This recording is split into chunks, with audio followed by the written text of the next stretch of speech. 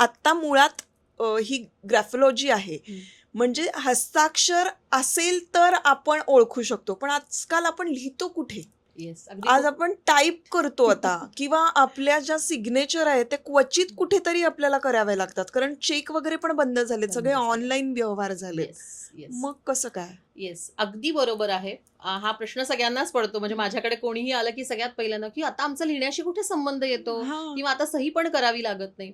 तर सही जरी आपल्याला करायला नाही लागली तरी सुद्धा पुन्हा एकदा की आपण जेव्हा काहीतरी रेखाटतो असं आपण म्हणूयात, आता आपण त्याला सही किंवा हस्ताक्षर असंही म्हणूया नको, जे तुम्ही काही रेखाटता त्यावरून तुमचं व्यक्तिमत्व समजल्यानंतर आपण त्या जे काही लिहिण्याची आपली पद्धत असते तीच पूर्ण बदलतो, आणि ती बदलल्यानंतर आपल्याला फायदा होतो. मग ती आपण आता ठरवून करायची, एवढंच आपण लक्षात घ्यायचं.